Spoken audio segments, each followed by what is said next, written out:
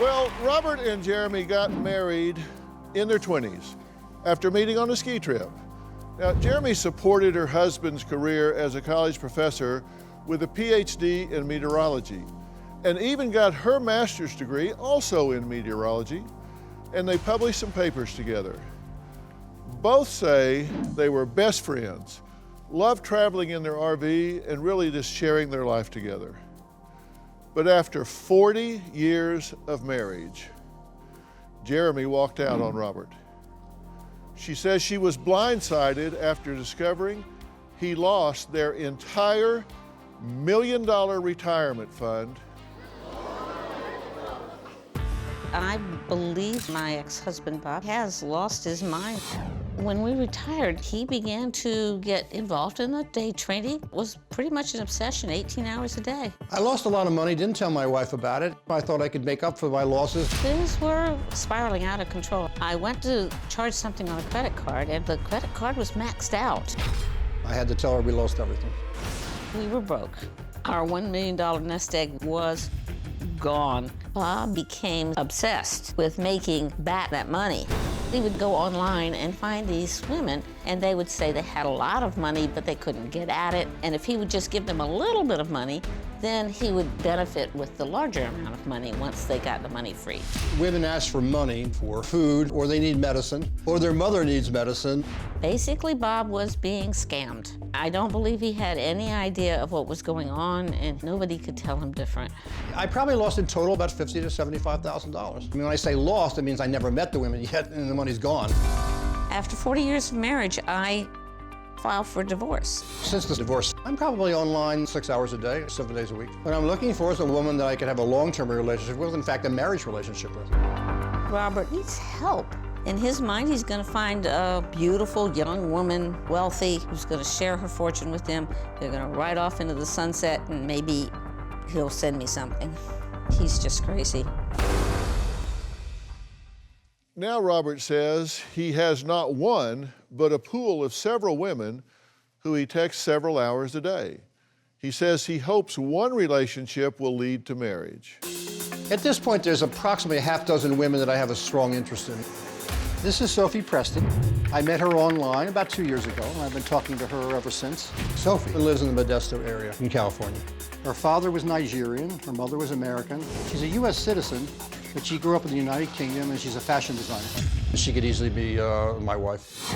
Sophie is mute, and she was in an auto accident when she was like 10 or 12 years old. She lost her voice because of some damage, but that's repairable in the future. She just doesn't have the money to do the operation until she gets her inheritance. I've seen her passport, and I also talked to a friend of hers she went to school with in the United Kingdom, and I used that to help validate her. I've already sent Sophie about $10,000. The last time I sent her money was $1,000, and that was 2 days ago. She was supposed to send me a total of $50,000. And because I knew I was going to be here in California, I said, well, send some of it to here instead. And so I needed the address for the hotel, so I could then get delivery of that and then go cash the money order at Walmart or the post office. I have not seen any of it. This is April. We started to chat after she sent me an email. It was actually intended for somebody else, related to some packages that she didn't get delivered. But I said, well, wait a minute, are you single and unattached? And she says, yes, why would you ask? And she told me about herself, and we chatted for the rest of the day. April and I are engaged. I made a proposal to her, and that's on the table. Right now, she's not in the country. He falls in love with everyone he meets. He's on fiancé. 43 would be highly likely.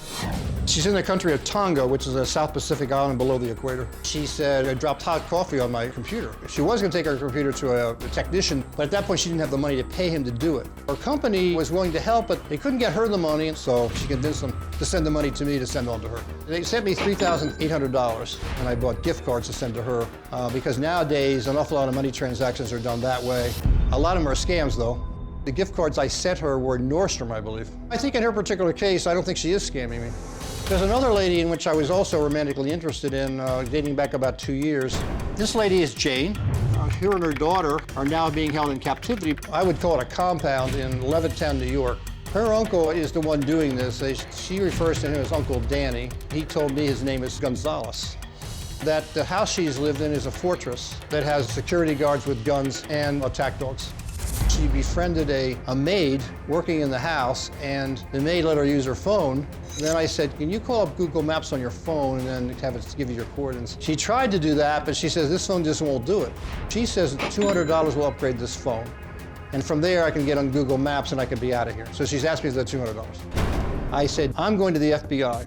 The FBI agent took the report down, and I said, yeah, it could be a scam. I mean, I admitted to him that was a possibility, but I told him why I didn't think so. And he said he would pass it on. That's the last I heard. For a man who's supposed to be smart, he is dumber than most.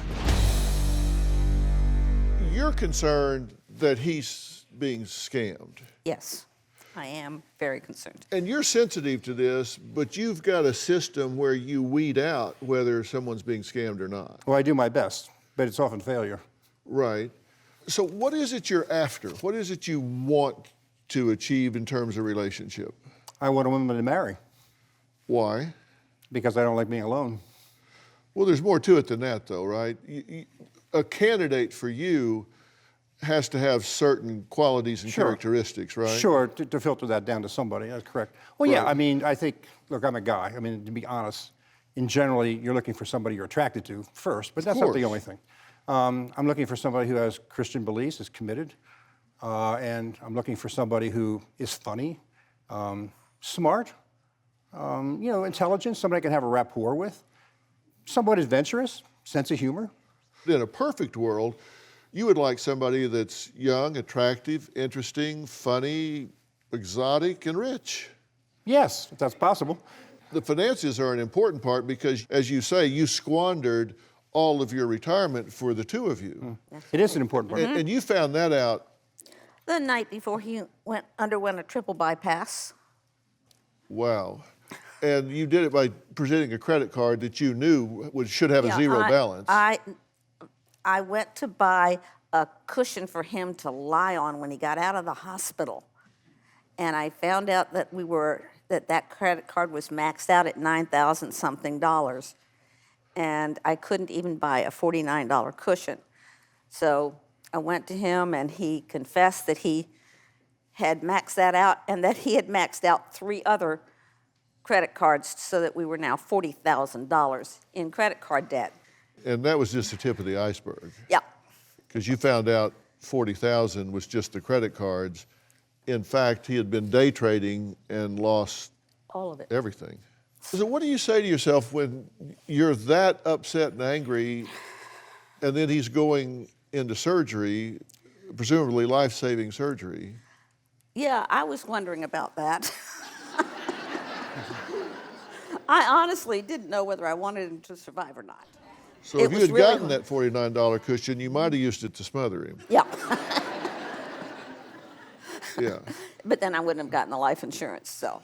that's true. Yeah. And you understood she was upset, right? Well, yes, that would be normal. But the main part of the story I want to correct is I never used all of our savings on any other women. That never happens. You have been sending money to women. I have been, but I never used any of our savings. You see, any of that happened after Where'd you get the money? from my own income. Well, Social Security. let's be clear here. You were not sending any of our savings to women that you were romantically interested in, but you started with this scam business while we were still married and while I was still with you, because you had the woman who wanted to go to nursing school, and you had the person who posed as one of your former students. And we both tried to help those people. I began to realize it was That's a correct. real scam setup. That's correct. And then once I left, you immediately began with the women. And the week after the divorce was final, he's asking me to help him figure out how to have a nest for his new fiance.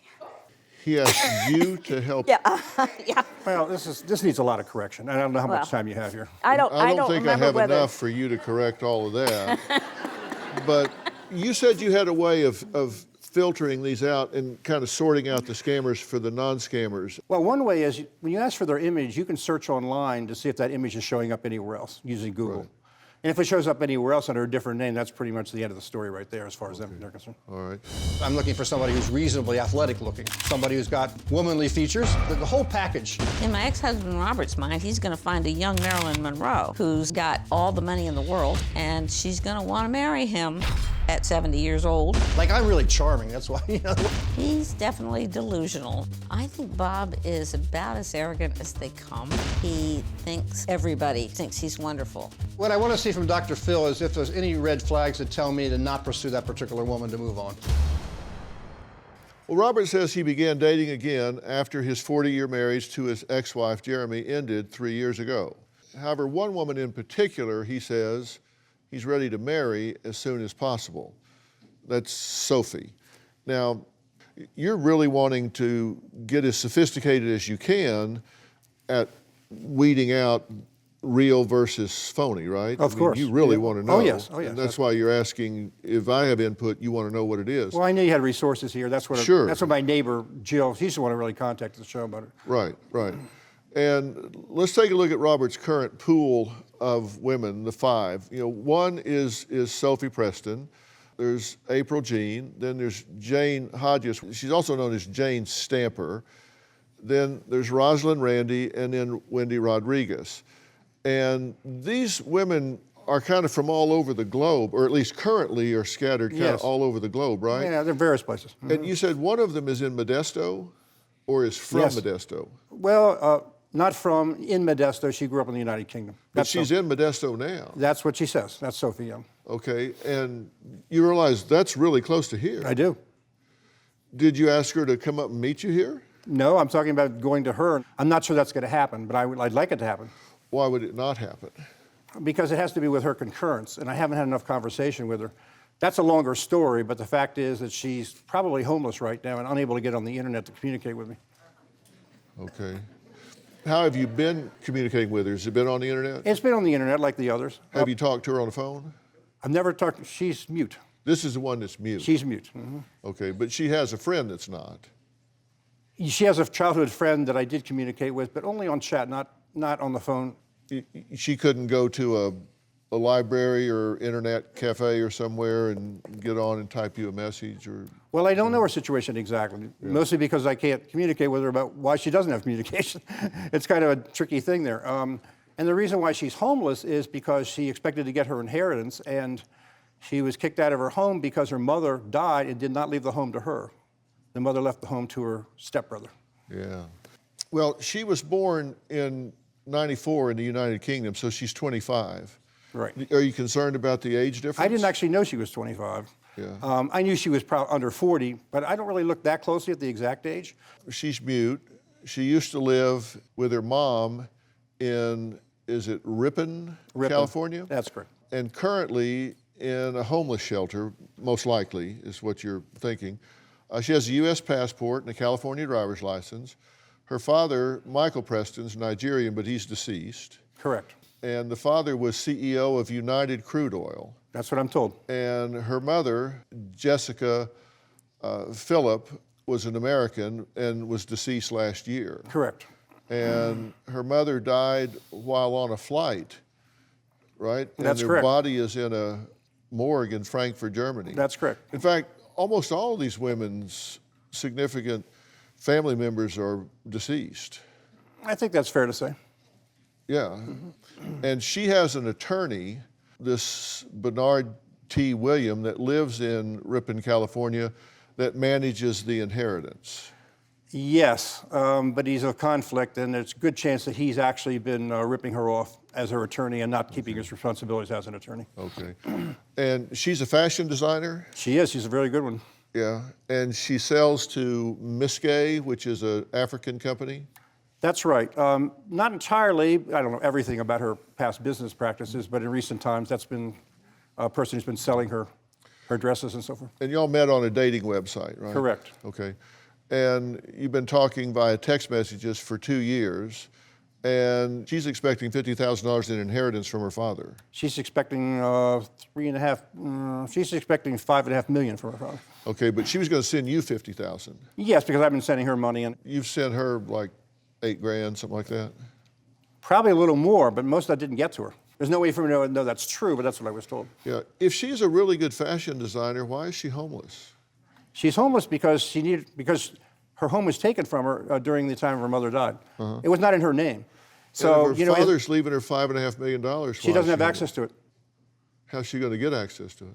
Well, through my help along the line, and it involves a process which it involves a Nigerian company. That tells you something right there, right? Tells me a lot. Robert says he is currently focused on 5 women. What do you think about that? It's pretty incredible. It's kind of like a soap opera, really. Yeah, Right? at least. It is. It's very busy. I mean, mom's dead, dad's dead, It is. brother got the house, she's mute.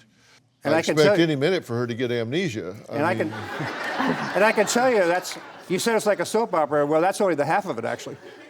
Yeah, well, there's more. You're right. And here are some text message exchanges between Robert and Sophie. November 15th, Robert, here's the hotel address.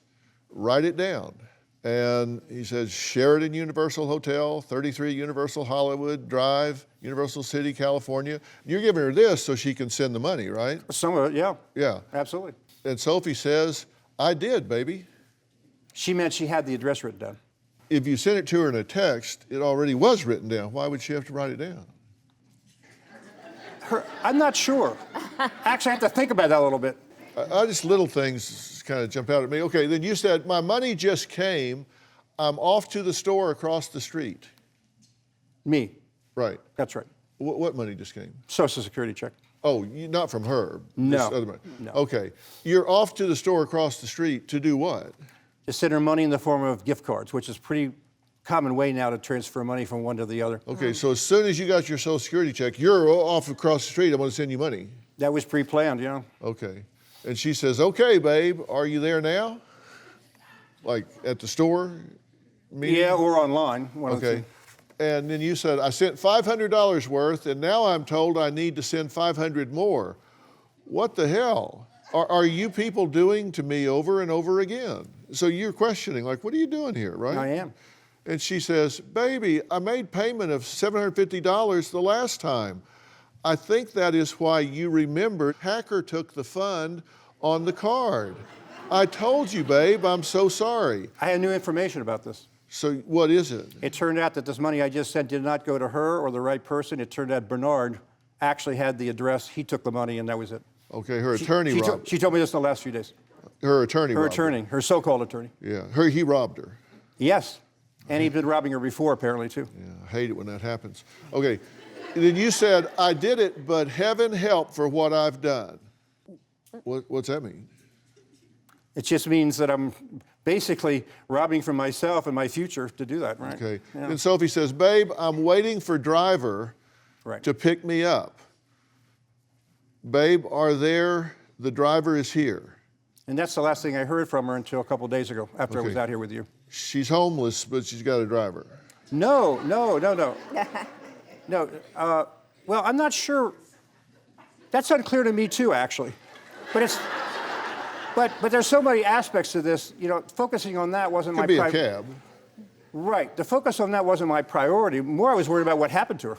Okay. You know, Because that's the last thing I actually heard from her. Through I mean, all- yes, I questioned that, but I'm questioning a lot about this, and that was a minor potatoes compared to the bigger issues. It could have just you been know, a cab. through all the years, when you're doing the science stuff, when you're doing the money stuff, I found that there were a lot of questions you didn't quite ask. But I'm asking them now. Okay, keep going. You're doing good. Thank you. Then Robert says, okay, just tell me if they've actually handed you cash at the bank and the debit card. That will go a long way to making me happy right now. Yes, because You just want to know if it got to you. Well, yeah, because once that happens, it means the whole thing is real. But until that happens, there's doubt, and in their case, considerable doubt as time goes on.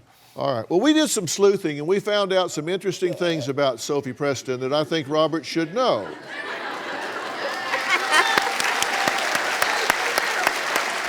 I I've known Robert for about 3 years, and he was one of my neighbors. I have proven to him time and time again with multiple different women that these are scams. Her first take is, they're scammers until proven otherwise. I kind of take the opposite point of view. They're not scamming me until they're proven they're scammers. His mental stability is all wrapped up in this, his identity, and he can't be wrong. If he's wrong, he fails. It's exactly like someone taking their paycheck every week and going and playing the slot. They're sure they're gonna get the money. They know this time is gonna be the one, and then they can make up for the deficit that they have going on. I wrote the DrPhil show when he said, well, I'm actually going to food places during the day to eat where they serve a homeless lunch, and then at night I'm sleeping behind the church, so I'm safe. I feel that DrPhil is his last chance. Okay, that was Jill, by the way. She's your friend, correct? And Jill, you're here. We'll talk to you in just a bit. And, you know, Jill points something out that I think is really interesting. And day trading is kind of gambling, right? It's very high risk. It is. Okay. And I kind of think you went from one high-risk situation to another high-risk situation is my point. Okay. You were looking for something there, you're looking for it in a different high-risk scenario now. But call it what you will. Okay, so Sophie Preston, we wanted to find out really who this mute beauty was. Mm-hmm. So we did some checking, because you look at documents, as anyone should. Sure. You're quite right to do that. Mm-hmm. And you said you did look at her passport. Yes. And we did the same thing. Now, what we have here, this is a passport that is real. We know this one for sure, and I'm not saying this one isn't, I'm just saying we know this one sure, because he works with us here, and I've known him for 20 years. So I know this person's for real, and so I know this is a legitimate passport. And so I put it up here so we can compare between the two. Now, one of the things that bothered me here is that there are two different names on this passport. Now, we had to block this out up here because we don't want to actually show the name, but this name starts with a J up here where they signed the passport, but the name on the passport down here that has been typed in is Sophie Preston. But the person that signed this passport is not Sophie Preston, it's up here, and it's a name that starts with a J. Then I looked at the picture, and we've blurred the picture out because I'll get to that in a minute, but you notice the picture is on top of the United States seal. In the actual passport, the seal is on top of the picture. And the reason that's a significant finding is because it tells you that this picture has been pasted on top of an existing passport because it's covering up the seal, whereas the seal encroaches on the picture in a real passport. Can I comment on this? I have something to say. When you're ready.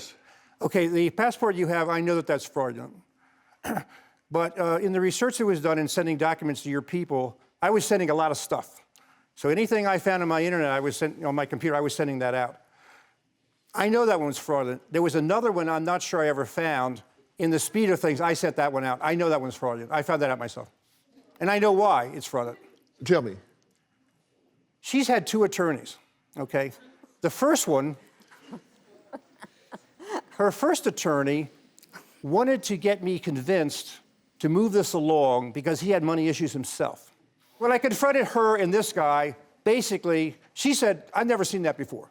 And so I said, okay, well, she's probably lying to me, but I said, let's find out. When I confronted him with it, he basically said he made it up and it was fraudulent. So I did know that was fraudulent already. Another one was sent to me, though, that I don't think is fraudulent, and so unfortunately I didn't get that one to you. Oh, you just forgot to give us that one. No, I didn't find it.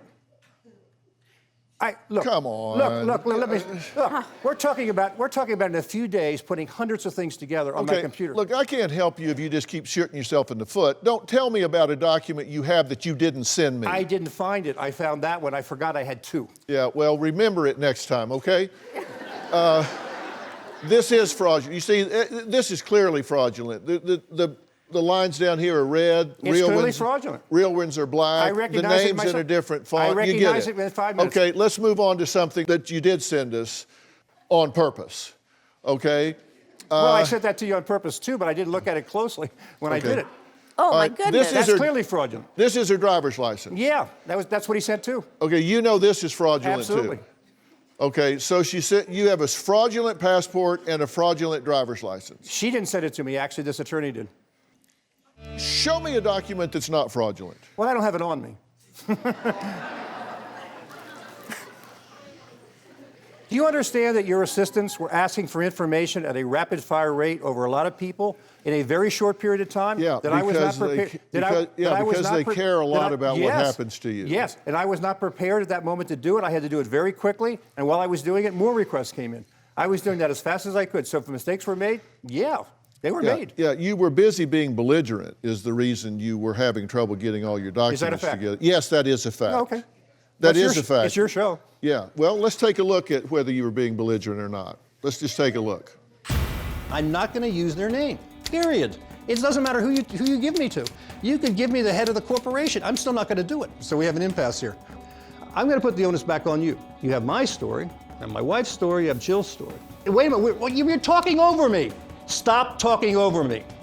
If you want the answer, you're going to have to let me talk, okay? We don't have a show then, because I'm not going to say their actual first name. My bottom line is I'm not going to mention their name. Oh, I just got a text from Robert. He says, I decided you can use all the first names now. What? I know. What? Are you serious? I basically took a look at each person and their situation. Decided that I could do it. Of all the ones that got mentioned today, I reviewed each one and I'm okay with it now. Okay, very good. Bye-bye. Okay, bye. That's an example of belligerent? Is it an example of belligerence? If a camera followed you around and took a snippet anywhere they wanted to, what would they say about you? Ask anybody in this room, would they like to have everything they say recorded and then take it out of context? Do you want to be right or do you want to be happy? I want to be right, and I want this show to be right. I don't want to be wrong, would you? I decided to let it pass, you being rude and belligerent and abusive with my staff, but if you want to take that to task, we can, because you are a loudmouth bully.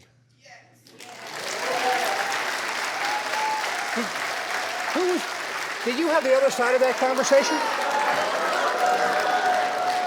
You know, in a phone conversation. Yeah, I got the other side of that sides. conversation. You want to bully them, bully me, Buster.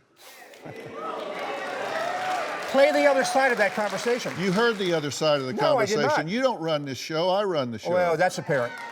Yeah, And so that puts you in complete control. it absolutely puts Well, me in good. complete control. Good, Now, okay. do you want the information or do you not? I do. Okay. Robert explained to our producers that his girlfriend, Sophie Preston, lived with her mother, Jessica Phillip, in Northern California until her mother recently died. Not quite. Sophie Preston is now in a homeless shelter. Okay, you want to split hairs? Okay, okay, I'll give you the floor. Go ahead. Go ahead, split hairs. We'll play semantics. Because I don't know what you're going to do with that. So Sophie Preston grew up in England, moved with her family to California. She had to go back to Nigeria related to her father's death and issues related to her inheritance. Her mother went with her because her mother wasn't doing that well and couldn't stay back without her.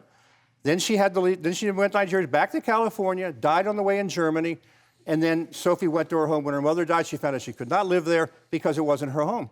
Okay, now let me finish, because you haven't got the damn clue where I'm going. We sent a staffer to the town where Sophie Preston says she and her attorney, who is managing her inheritance, Bernard T. Williams, live, because there's nothing better than boots on the ground. So let's see what this investigation uncovered.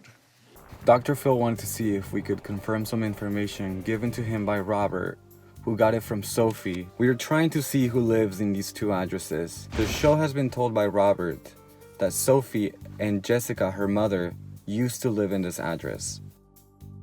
Hey guys, can you guys tell me if you've seen this woman? Never. I've never seen her. She lives in this house right here, 3 houses down. Well, she used to live with her mom. This is her mom. She had a small dog. I have never seen that woman here down the street. We're out all the time. I would honestly knock on her door. She's lived here for years.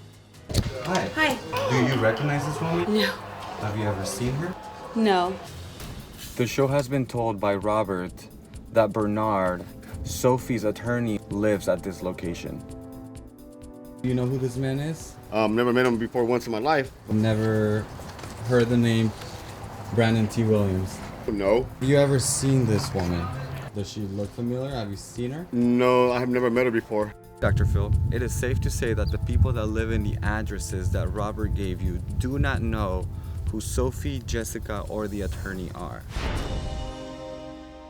Okay, we went up and down the street, and a lot of the people said, no, I would remember this girl. Probably. Yeah. I would remember her. We have people that lived this street for like 30 years. I don't doubt your research. And said, neither one of them ever existed in that city, on that street. Talked to people that have lived there their entire lives. Neither one of them have ever been there. I'm glad you were thorough. So that's a lie. Yes. They never lived there. It seems so. So the summary findings that we have regarding Sophie Preston are that we also check to see if there is a Sophie Preston in California or the United States with the date of birth that she is given. The answer is no. So we wanted to know, there's United Crude Oil in Nigeria or the UK. And we located one United Crude Oil in Wilton, Connecticut. It's been out of business since the early 2000s, has no connection with anybody associated with Sophie Preston then or later. There is no Sophie Preston that sells to Miss K Boutique in Nigeria. There are 3 Miss K locations in Nigeria. We talked to all of them, and no one by this name has ever done any business with any of those locations. Well, the damning part is going to her address. That's the part. The name of this company actually isn't accurate, but I assume they would know because it's close enough. It was actually Mrs. K, in that boutique that I know. Anyway, the other part is United Crude Oil. Yeah, that's pretty damning. The other part of it is the date of birth business. I was told that if you were born in the UK, that might not show up in the usual databases, but there's enough there to draw the conclusion that you drew. For 40 years. For 40 years.